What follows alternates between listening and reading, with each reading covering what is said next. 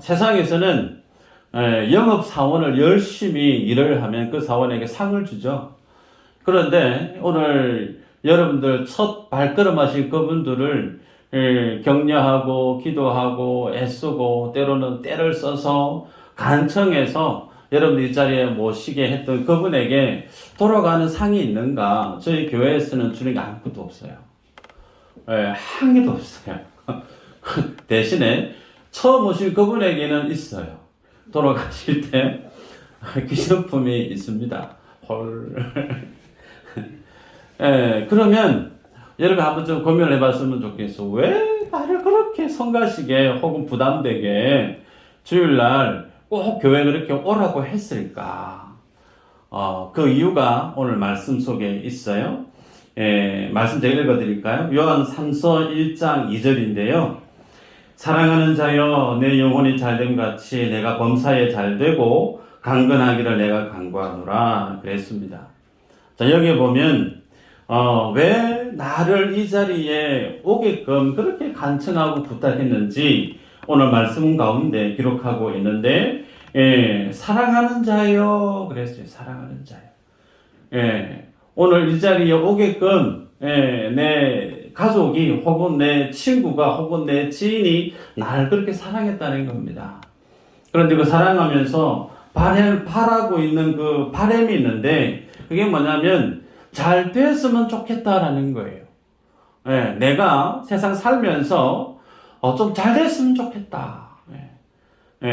그 잘 되다라고 하는 그 내용 안에 구체적인 내용이 소개되죠. 여기다 본문에 보니까 내 영혼이 잘 되고 내가 범사에 잘 되고 내가 강건하기를 범사에 잘 되는 거 우리가 일상 속에 생각하는 그 모든 일들이 잘 되기를 바라는 거죠. 강건하기를 바라는 거 우리 몸도 마음도 세상 속에서 흔들리지 않고 굳건히 주어진 일들 잘 감당하는 건강한 삶을 살았으면 좋겠다. 동일하게 잘 됐으면 좋겠다는 거예요. 그런데 여러분 성경에는 구절 단어 하나가 나올 때 순서가 중요해요. 성경에는 앞에 나오는 것이 뒤에 나오는 것보다 좀 더 중요하다라고 하는 기본적인 맥락이 있어요. 그러면 가장 먼저 뭐가 제일 잘 되기를 바라는 마음으로 여러분을 초대했느냐면 영혼이 잘 되기를 바라고 있다는 거예요. 그래서 내 영혼이 잘 되어야만이 그 이후에 있는 범사가 잘 되는 것이 의미가 있어요. 내 영혼이 잘 되어야만이 그 이후에 내 삶에, 사업에, 내 가정이, 내 모든 앞날의 진로가 그 모든 것들이 잘 되어지는 것이 의미가 있다는 거예요. 그래서 저는 오늘 말씀을 들으면서 예배를 드리면서 여러분이 하나님 안에서 여러분의 영혼이 잘 되는 은혜가 임하기를 주 이름으로 축복합니다. 이 말씀의 비밀을 제가 알려드리려고 준비를 많이 했어요. 내 영혼이 잘 되기 위해서 그럼 잘 되기 위한 비밀이 있어요. 내 영혼이 잘 되기 위한 하나님이 말씀해 놓은 탑 시크릿가 있단 말이죠. 그걸 알려면 오늘 전체적으로 뭘 아셔야 되냐면 하나님의 러브 스토리에 대한 이해를 가질 필요가 있습니다. 그래서 나에 대한 하나님의 러브 스토리가 어떤 것인가 한번 촉각을 곤두세우고 저를 잘 따라와 주시기를 부탁드립니다. 여러분 오늘 처음에 제가 읽어드렸던 말씀에 보면 영혼이 잘 되었으면 좋겠다 그랬죠. 우리들은 사람은 영혼을 지닌 존재다라고 성경은 말씀하고 있습니다. 이 영혼이라고 하는 부분은 그럼 어디서부터 시작되어졌느냐 말씀을 보면요. 창세기 2장 7절에 이렇게 기록합니다. 여호와 하나님이 땅의 흙으로 사람을 지으시고 생기를 그 코에 불어넣으시니 사람이 생명이 되니라. 세상의 과학적인 시각, 그 많은 사람들은 어떤 견해를 가지고 있느냐면 진화론에 대해서 수긍하고 지지합니다. 단세포에서 다세포로 다세포가 아메바가 되어져서 혹은 그것이 쭉 진화해서 유인원이 되어졌다가 그것이 발전해서 사람이 되어졌다. 뭐 이렇게 진화론에 대해서 인정하는 방향성을 지니죠. 그러나 성경은 진화론에 대해서 지지하지 않습니다. 성경은 방금 읽어드렸던 2장 7절에 여호와 하나님이 사람을 창조했다는 거예요. 사람을 어디에서 창조했느냐? 흙에서 창조했다는 거예요. 흙으로 주님이 인간을 만드시고 난 다음에 그 코에 하나님께서 푸뉴마라고 하는 하나님의 생기를 불어넣으셨다는 거예요. 그랬더니 성경의 표현을 빌려서 표현하면 생령이 된지라 그래요. 생령이 되다라고 하는 말은 살아있는 영혼이 되어졌다 그 뜻입니다.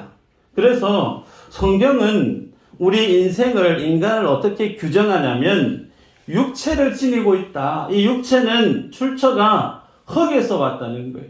그래서 우리들이 다 죽으면 관에 안치되어졌다가 화장장에 가서 한 줌의 흙으로 돌아가는 거예요. 흙으로 만들어졌던 우리가 다시금 흙으로 돌아가는 거예요. 그런데 우리의 영혼은 어떻게 해요? 하나님께서 우리에게 주셨기 때문에 우리의 영혼은 하나님 앞에서 다시금 돌아가는 겁니다. 자, 그러면 하나님께서 우리를 이렇게 창조하셨다 말씀하실 때 좀 더 깊이 들어가 볼까요? 창세기 1장 1절.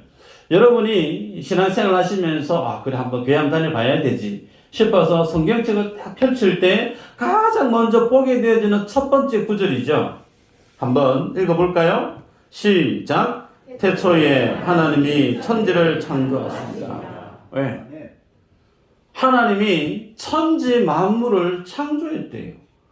우연히 어떻게 저절로 만들어진 우주 천체가 아닌 온 지구 만물, 천체 우주의 이 모든 만물을 전능하신 하나님이 완전하게 하나님의 온전한 뜻 가운데 만드셨다는 거예요. 그런데 태양을 만들고 달을 만들고 우주 천체를 만드셨던 그 주님이 천지를 만들었다고 했던 그 천지 안에 누구도 포함되어져 있느냐면 인생도 포함되어져 있어요. 성경이 어떻게 표현하고 있는 거 볼까요? 에베소서 1장 4절 5절입니다. 같이 한번 읽어볼까요? 시작. 곧 창세전에 그리스도 안에서 우리를 택하사 우리로 사랑 안에서 그 앞에 거룩하고 흠이 없게 하시려고 그 기쁘신 뜻대로 우리를 예정하사 예수 그리스도로 말미암아 자기의 아들들이 되게 하셨으니 아멘. 성경에 보니까 창세전에 여러분 창세전이라고 하면 태양이라고 하는 거 만들기 전이에요. 땅을 만들기 전에, 지구를 만들기 전에 나라고 하는 존재를 주님이 그리스도 안에서 택하사 내가 어머니 뱃속에서 세상 속에 응애하고 태어나기 이전부터 나라고 하는 존재를 하나님이 보셨다는 거예요. 그냥 어떻게 하다가 세상에 뚝 떨어진 존재가 아니고요. 성경에서 인생은 하나님이 태양을 만드시기 이전에 나를 택했고 나를 그리스도 예수 안에서 너 내 거야. 너 내 아들이고 너 내 딸이야. 라고 주님이 미리 예정해 놓으셨다. 그래서 나라고 하는 존재가 하나님 안에서 아들이 되고 딸이 되고 내가 이 땅 가운데 그냥 살다가 죽어가는 의미 없는 존재가 아니라 하나님 안에서 하나님의 자녀가 되는 그 삶의 계획을 지니고 있다라고 성경은 우리에게 밝히 기록합니다. 그래서 여러분, 우리들은 하나님께서 구원하시기로 작정된 영혼이에요. 하나님의 자녀로 살아야 될 하나님의 부르심을 입은 하나님의 사람들이라는 사실이죠. 자, 그러면 하나님께서 나를 하나님의 자녀로 부르셔서 하나님의 자녀다운 삶을 살게 하는 그 인생은 뭔가 특별한 게 있는가? 예수 믿는 사람과 예수 믿지 않는 사람 사이에 뭐 특별히 구별되는 무슨 뭐 혜택이 있는가? 볼까요? 요한복음 10장 10절에 이렇게 기록합니다. 도둑이 오는 것은 도둑질하고 죽이고 멸망시키려는 것뿐이요 내가 온 것은 양으로 생명을 얻게 하고 더 풍성히 얻게 하려는 것이라. 예수님께서 인생 대신 나를 하나님의 자녀로 부르시고 택정하시고 예정하신 그 이유가 어디 있느냐면 내가 살아가는 이 세상, 내가 사는 세상 속에 내 삶이 풍성한 삶을 사는 자로 주님이 뜻하셨고 계획하셨고 그걸 이루기 위해서 나를 찾아오셨다는 거예요. 여러분 이것이 하나님 안에 있는 예수 그리스도 안에 있는 인생이 누리게 되어지는 놀라운 비밀이고 축복이에요. 그리스도 안에 있는 인생은 모두가 이 하나님의 풍성한 삶을 약속받고 보증받고 매일매일 그 삶을 살 수 있는 간증거리가 풍성한 삶을 인생이란 말이에요. 그럼 여기에서 스스로에게 질문을 제가 드립니다. 답을 해보시길 바라요. 속으로 내가 살아왔던 인생은, 내가 살아온 지금까지 내 세상, 내 인생은 정말 더없이 행복한 인생이었다라고 말할 수 있는 분이 혹 계신가? 내가 다시 태어나도 이번 생만큼 이렇게 행복할 수 없을 것 같다라고 할 수 있을 정도로 나는 정말 행복하고 즐겁게 복되게 살았다라고 자랑스럽게 외칠 수 있는 인생이 있는가? 혹은 반대로 나도 좀 그런 인생을 좀 살아봤으면 좋겠다. 왜 내 인생은 이렇게 참 힘들까? 고단할까? 행복은 모르겠고 왜 이리 내 인생은 비참하고 괴롭고 고통이 끝이 없을까? 네. 어떤 삶의 모습이 여러분의 삶의 모습인지 모르나 오늘 저는 하나님 안에서 복된 이 풍성한 삶을 살 수 있는 길을 여러분에게 제시하고자 합니다. 여러분, 우리 교회는 토요일 날마다 전도를 가요. 요 앞에 미수 해안공원에 특별히 월 셋째 주 토요일은 붕어빵 전도를 합니다. 그래서 우리 교회의 사명 중에 하나가 뭐냐면 제자 삼는 삶을 살아야 된다. 목사가 그렇게 막 우리 성도님 등을 막 푸시해요. 제자 삼는 삶을 살아야 됩니다. 여러분 제자 삼는 삶의 시작 기점은 전도하는 것에서부터 시작이 돼요. 그래서 토요일마다 전도를 갑니다. 저도 가서 전도를 하면서 어제도 물론 전도했지만 제가 전도하면서 깜짝 놀라는 사실을 하나 알게 됩니다. 그게 뭐냐면 길 위에서 많은 사람들을 만나는데요. 한 번도 교회 가본 적이 없는, 안 가본 사람을 만난 적이 없어요. 어릴 때 혹은 뭐 장성에서 혹은 최근에 교회 생활했던 분들이 거의 대다수입니다. 정말 그래요. 그러면서 왜 저분들이 지금은 교회에서 신앙생활을 하지 않을까? 그러면서 제 속에 드는 안타까움이 뭐냐면 교회 속에서 하나님이 주시는 풍성한 삶에 복음이 주는, 진리가 주는 하나님의 복을 좀 경험하고 살아드렸으면 얼마나 좋을까? 제 눈에는 그래요. 목사 눈에는 그래 보입니다. 살고 있는 세상이 너무 무겁게 느껴지는 분들이 많아요. 힘들어서 어려워서 힘들게 하루하루를 헉헉대면서 살아가는 그런 분들의 삶의 뒷모습이 제 눈에는 비춰집니다. 여러분, 이 행복한 삶으로 지금 우리를 초대하고 있는데 이 행복한 삶을 우리가 누리기 위해서는 그 비밀을 알아가야 되는데 그 비밀을 기록한 것이 뭐냐면 성경책이에요. 한번 따라할까요? 성경은 행복 매뉴얼이다. 성경이 뭐라고요? 성경은 행복 매뉴얼로서 우리 인생이 이 땅 가운데 살아갈 때 겪게 되어지는 모든 문제들에 대한 해답을 가지고 있는 책이 성경이에요. 왜? 성경은 전지전능하신 하나님이 기록으로 남겨놓으신 책이에요.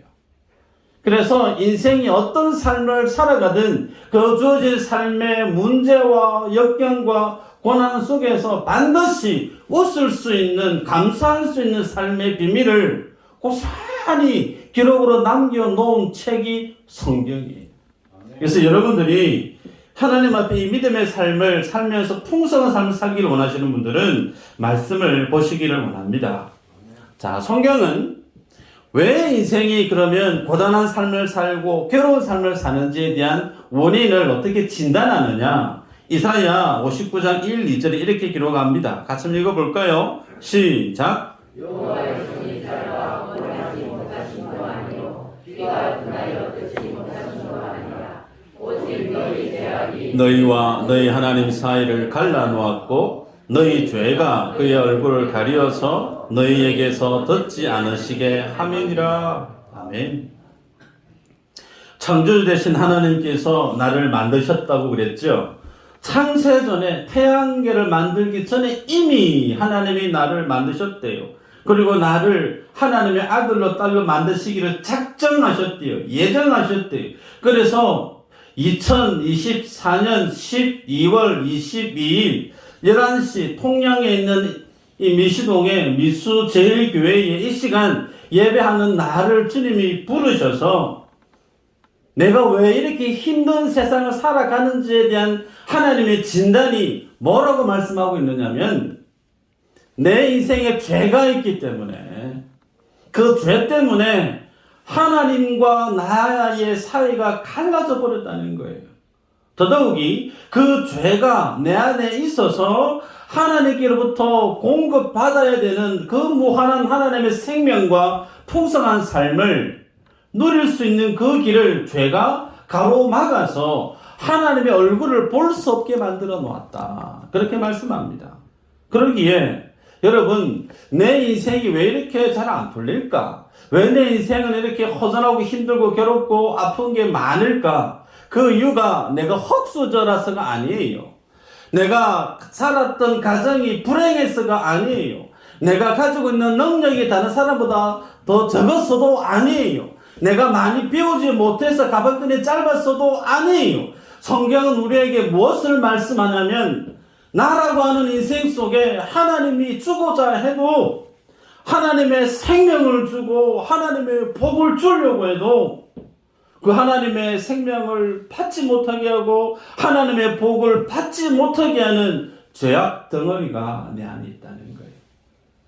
그러면 이제 진단이 떨어졌으면 해결책이 있겠죠. 내 안에 있는 이 죄 문제를 정리하면 되는 거예요.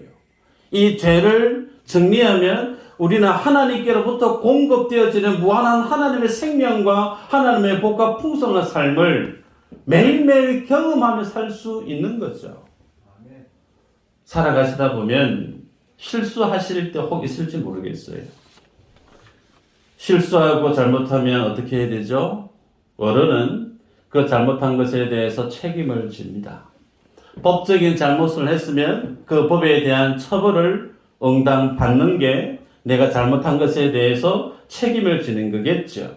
그러면 똑같이 내가 하나님 앞에 범한 죄가 있다라고 하면 그 죄 문제를 책임을 지면 되는 거죠. 어떻게 책임을 지면 되는가? 로마서 6장 23절 이렇게 기록합니다. 죄의 싹은 사망이요 하나님의 은사는 그리스도 예수 우리 주 안에 있는 영생이니라.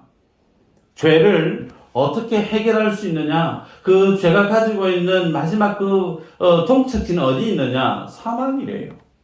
자, 또 하나 볼까요? 히브리서 9장 22절 마지막에 보니까 피 흘림이 없은즉 사함이 없느니라.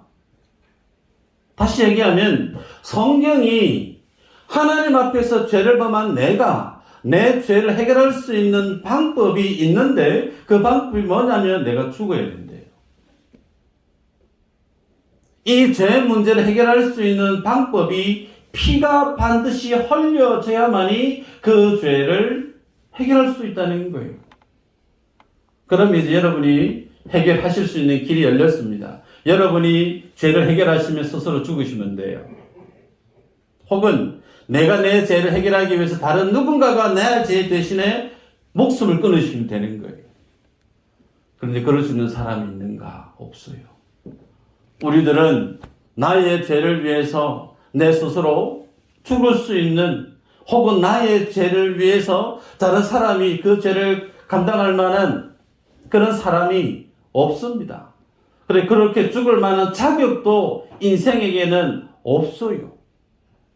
여러분, 결국은 인생은 자신이 범한 그 죄의 문제를 어떻게 해결할 수밖에 없는가? 자신이 착하게 산다고 해서, 혹은 자신이 선행을 많이 한다고 해서, 사회 봉사를, 재능 기부를 많이 한다고 해서 내 안에 있는 이 죄의 문제를 내 스스로 돌을 닦고 열심히 수양을 통해서 덕을 쌓아서 이 죄의 문제를 해결할 수 있느냐? No. 그렇게 가볍게 하나님이 우리에게 주시는 구원이 아니라는 거예요. 여러분, 저는 제 고향이 경남 거제시 사덕면 창오리 실전 672번지예요. 성포 앞에 가져도 작은 섬입니다. 꼬맹일 때 갯벌을 노리다 보면 웅덩이에 빠져 있어요. 그 웅덩이에 물이 빠졌으니까 지나가다가 보면 조그만 치어들이 있어요. 치어들이 그 웅덩이 속에 들어가서 막 꼬물꼬물대고 수영을 하고 있거든요. 그런데 조금 있으면 이제 물물이 들어오면 괜찮은데 그 물물이 안 들어오면 얘네들 어떻게 될까요? 죽어요. 그 치어 입장에서는 그 파진 웅덩이에서 있는 거나 큰 물물이 들어와서 바다에 사는 거나 별 차이가 없이 여기 있을지 모르나 그 웅덩이를 바라보고 있는 저는 훤히 압니다. 얘네들 조금 있으면 햇빛에 웅덩이 물 말라버리면 다 죽을 애들이구나. 제가 어떻게 했느냐면요, 바가지를 구해가지고 웅덩이에서 그 치어들 퍼가지고 물에 갖다 놔두고 이렇게 살려줬던 기억이 있습니다. 무슨 얘기인가? 인생이 구원을 얻을 수 있는 방법은 나에게 없다는 거예요. 내가 하나님 앞에 구원을, 하나님의 복을, 하나님의 풍성한 삶을 경험할 수 있는 그것은 나의 노력 여하에 있지 않다는 거예요. 죽을 수밖에 없는 내 죽음의 삶의 인생 속에 하나님이 능력으로 오셔서 내 죄의 문제를 해결해 주셔야만이 나는 하나님께로부터 구원을 입고 하나님의 생명을 누리는 하나님의 자녀로서의 삶을 살아갈 수 있다는 겁니다. 그래서 그 이야기가 뭐냐면 오늘 우리가 본문에 읽었던 요한복음 3장 16절이에요. 한번 볼까요?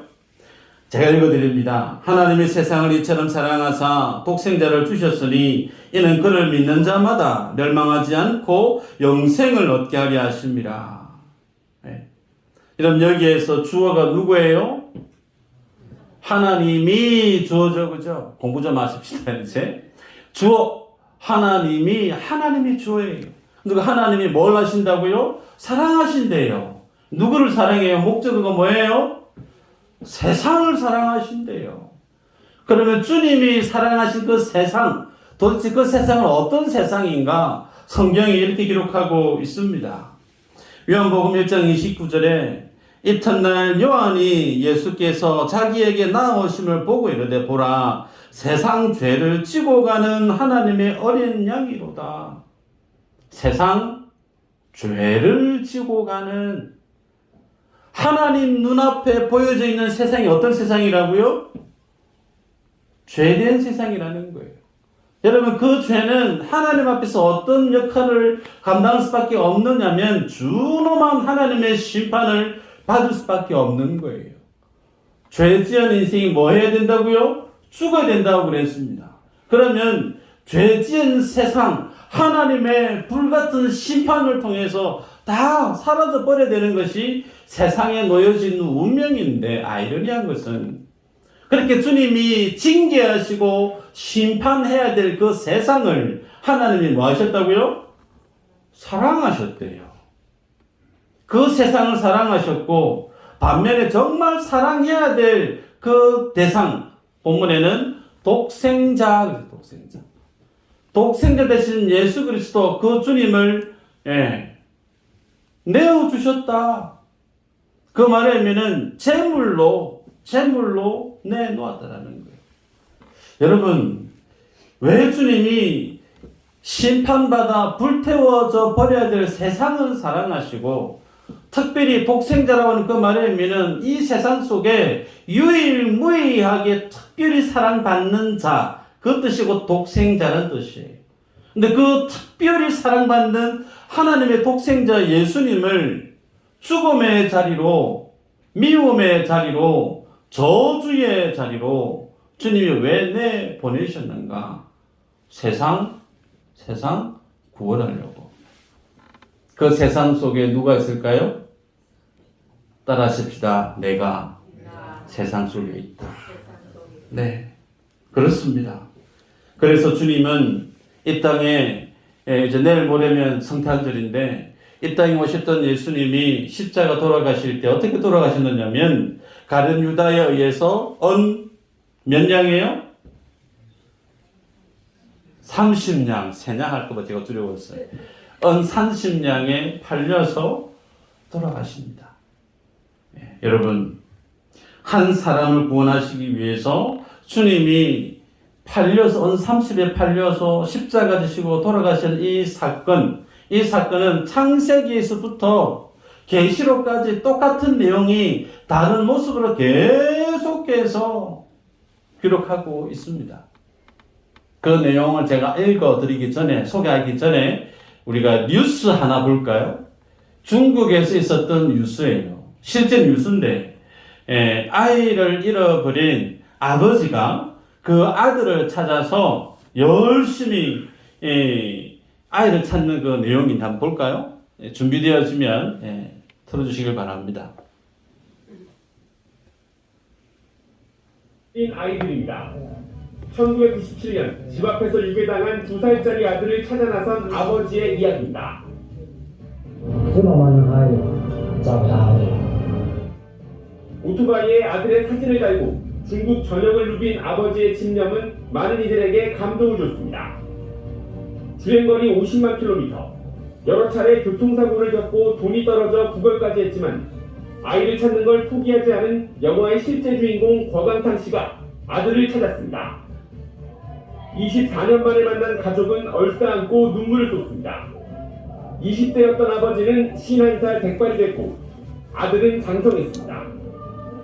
중국 공안이 DNA 조사로 권 씨의 아들을 찾아냈고 유괴범 2명도 검거했습니다. 권 씨의 아들이 유괴됐을 당시 중국에서는 아이를 납치해 입양 가정에 돈을 받고 파는 일이 적지 않았습니다. 중국 공안은 올해 1월 유괴아동 관련 수사에 착수해 현재까지 2,600명 이상을 찾아냈습니다. 네. 아이를 꼬맹이 때 잃어버려가지고 24년 만에 만났어요. 그 아버지가 저 아이를 찾으려고 중국 전역을 돌아다녔습니다. 제가 중국에서 살다 왔거든요. 중국은 나라가 아니에요. 중국은 대륙입니다. 중국 한 나라가 그냥 국제 무대입니다. 그래서 그 아버지가 50만 킬로 이상 이 아들을 찾는다고 돌아다녔대요. 여러분, 제가 말씀을 준비하면서 지구 한 바퀴가 몇 킬로냐면 4075킬로예요. 그러면 지구 한 바퀴를 삥 도는데 4만 킬로가 넘는데 50만 킬로를 돌았대요. 최소한 지구 12바퀴를 더 도는 거예요.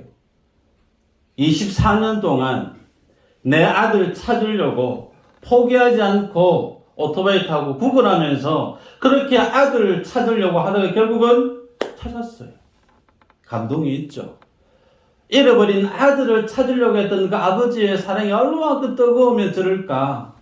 보통 사람 같으면 포기할 수도 있을 법한데 어디 세상 잘 살겠지. 근데 그 아버지는 안 그랬다는 거예요. 여러분, 성경에는 이 허광탕 이 아저씨보다 더 진한 러브스토리가 하나님의 러브스토리예요. 이제 그걸 제가 읽어드리고 소개하고 말씀을 맺습니다. 성경에 보면 호세아라고 하는 선지자가 있습니다. 이 선지자를 주님이 불러요. 그리고 그에게 고멜이라고 하는 여인을 붙여주면서 너 고멜과 결혼하거라. 근데 그 고멜이 어떤 여인이냐면 창녀입니다. 왜 하나님이 창녀를 내게 붙여주셔서 가정을 이루게 하십니까? 한 번쯤 항의할 법도 한데, 선지자 호세아는 착한가 봐요. 결혼을 했어요. 자녀를 낳았어요. 참 잘 살 것 같았는데 이 고멜이 남편 호세아를 떠납니다. 다른 남자와 바람이 난 거예요. 집을 떠나고 가출을 해요. 다른 남자 만나서 즐겁게 재미나게 삽니다. 그런데 세상 남자가 그 고멜을 사랑한 게 아니고 이용한 거죠. 그래서 그 고멜의 좋은 것은 다 취하고 난 다음에 나중에는 쓸모가 없으니까 어떻게 해요? 노예 시장에 팔아버리는 거예요.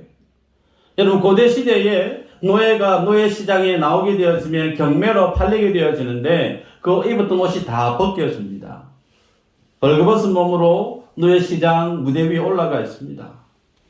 그 여인이 고기를 푹 숙이고 부끄럽고 수치스럽고 그 모욕적인 순간을 그냥 거기 푹 숙이고 있을 모습을 상상하실 수 있을 거예요. 여기저기서 이런 5냥 이렇게 막 얘기합니다.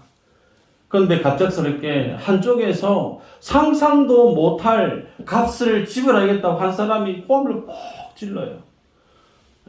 15냥, 15냥, 보리 한 호멜 반. 여러분, 보리 한 호멜 반은 그 당시 값으로 따지면 15냥이에요. 그러면 은이 몇 냥이에요? 30냥이에요. 그래서 누군가 고기를 싹 봤더니 자기 남편 호세아입니다. 그 호세아가 자기 와이프 고멜을 노예시장에서 구해내기 위해서 이쁜 옷을, 고운 옷을 준비해가지고 오늘 값을 가지고 가서 그 아내 와이프 고멜을 다시 값을 지불하고 데려오는 거예요. 그것을 우리는 속전이다 그렇게 표현합니다. 여러분, 예수님이 몇 냥에 팔리셨다고요? 30냥. 성경에 호세아라고 하는 남자와 고멜이라고 하는 그 여인의 스토리를 기록으로 남겨놓은 것이 뭐냐면 하나님이 우리에 대한 하나님의 사랑을 표현하고 있는 배우들이에요. 그래서 호세아에게 있어서의 그 사랑했던 배우자인 고멜은 누구냐면 하나님에게서 이스라엘 백성입니다.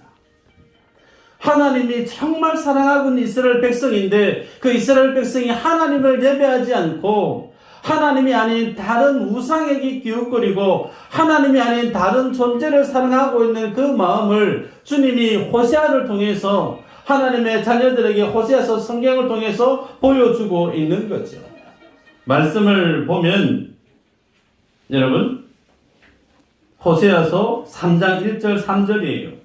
제가 읽어드립니다. 여호와께서 내게 이르시되 이스라엘 자손이 다른 신을 섬기고 건포도 과자를 즐길지라도 여호와가 그들을 사랑하나니 너는 또 가서 타인의 사랑을 받아 엄녀가 된 그 여자를 사랑하라 하시기로 내가 은 15개와 보리 한 호멜 반으로 나를 위하여 그를 사고 그에게 이르기를 너는 많은 날 동안 나와 함께 지내고 음행하지 말며 다른 남자를 따르지 말라. 나도 내게 그리하리라 하였노라. 여러분, 성경은 하나님께서 하나님의 자녀들을 얼마나 사랑하시느냐면 그 하나님의 자녀들을 하나님의 신부로 그렇게 표현하세요. 말씀을 읽어드리면 호세아 2장 19절 20절인데 내가 내게 장가들어 영원히 살되 공의와 정의와 은총과 긍휼이 여김으로 내게 장가들며 진실함으로 내게 장가들리니 네가 여호와를 알리라. 여러분, 예수님이 십자가에 왜 달려 돌아가셨을까요? 내가 하나님을 사랑해야 되는데 하나님을 사랑하지 않고 다른 그 무엇을 사랑했기 때문에 마치 나는 고멜처럼 죽음을 향해서 사단의 죄의 종노릇하는 자로 영원히 살다가 지옥 갈 인생인데 그런 나를 구원해 내시기 위해서 주님이 은 30냥에 나를 구매하기 위해서 십자가를 향해 가셨다. 소위 성경이 그렇게 우리를 지금 구원하시기 위해서 주님이 어떤 사랑을 하셨는지를 기록으로 남겨놓고 있습니다. 그러기에 여러분, 이 시간 내가 하나님의 자녀로 내가 살아가기를 원한다 싶으시면 주님을 영접하시면 돼요. 영접 기도하면 이 시간 주님이 우리 마음에 오셔서 내가 하나님의 자녀가 될 수가 있습니다. 기존 성도님들은 저를 한번 따라했으면 좋겠고, 이 자리에 혹 내가 정말 예수님을 영접해서 주님이 주시는 풍성한 삶을 좀 살아봤으면 좋겠다. 나도 하나님 주시는 기쁨을 좀 누리고 남은 세상 주님과 함께 좀 복되게 살아봤으면 좋겠다. 그런 마음에 영적인 욕심이 있으신 분들은 저를 따라 하시면 돼요. 한번 해볼까요? 다음 눈을 한번 감아 보십시다. 눈을 감고 제가 하는 대로 따라 하시면 됩니다. 따라 하십시다. 사랑의 하나님, 저를 교회로 불러주셔서 감사합니다. 제가 하나님을 떠난 죄인임을 고백합니다. 내 죄를 위해 나를 주님의 자녀 삼으신 것은 십자가의 은혜인 줄 압니다. 이제 예수님을 나의 죄를 위해 속량한 구세주로 영접합니다. 나를 다스려 주시고 주님의 생명을 누리는 주의 자녀로 살게 하옵소서.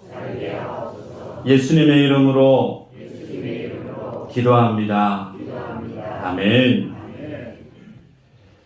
여러분, 제가 억지로 영접 기도를 같이 했지만 예수님의 이름으로 구하는 그 기도 주님이 들으십니다. 주님이 약속으로 말씀을 해 놓으셨어요. 고로 억지로든 혹은 마음이 내키지 않든 혹은 내 마음에 감동이 있어서 방금 영접 기도를 하신 분은 내 육성으로 내 마음으로 내 뱉었던 내 이 기도를 주님이 들으셨어요. 아멘. 그러기에 하나님과 나와의 러브 스토리는 이제부터 시작입니다. 아멘.